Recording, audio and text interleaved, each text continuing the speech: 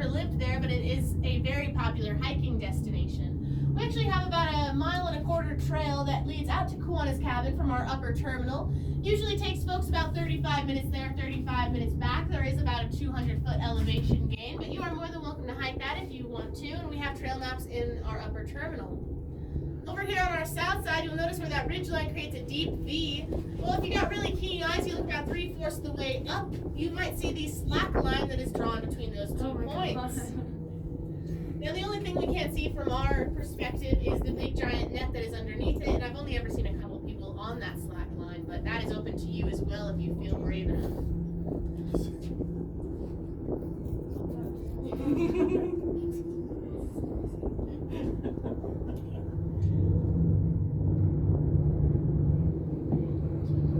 You'll notice as we come into this sort of layered ridge line at the top of our peaks here, we're actually entering into a new ecozone.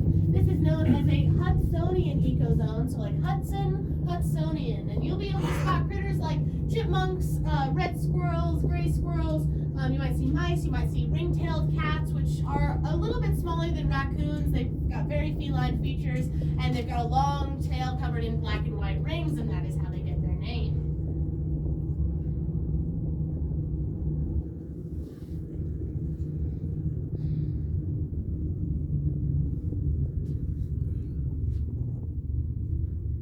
Our slow and steady entrance up to our upper terminal building. Over here to the north, you can begin to see the 10-3 restaurant with all of its beautiful windows. That one is aptly named because it is at an elevation of 10,370 feet.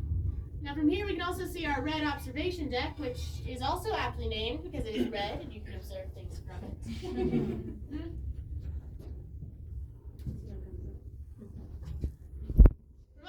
Peak, you can see about 11,000 square miles in basically all directions. Now this comes out to about 8 to 10% of New Mexico. So when you're looking off that other side, you'll be able to see the Santa Fe Mountains and then stretching off, I don't know exactly which mountains are on that side, I'm not remembering, but you can see Edgewood and Moriarty, so that's cool, especially well at night. Some information I'd like you folks to remember. Our trams come every 15 to 30 minutes. When you are ready to come off the mountain, please check in at our upper terminal building and we will get you on the next available flight down. Our last tram of this evening is going to be between 9 and 9:30 p.m. So if you missed that one, folks, it'll be a long, cold hike down. No need to worry. There are plenty of trees for you to sleep under. Because we're arriving over on my side, you folks are going to be exiting on the side opposite of myself, and what you're going to do is go walk all the way across this upper terminal building until you make it to the red ramp and the red stairs up here at the top.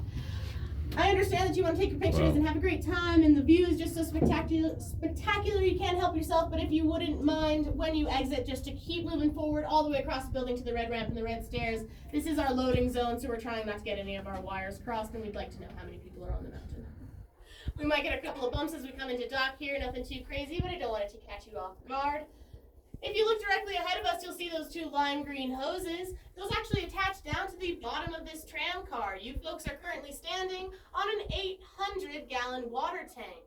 All of the potable drinking water on top of the mountain is transported by these tram cars.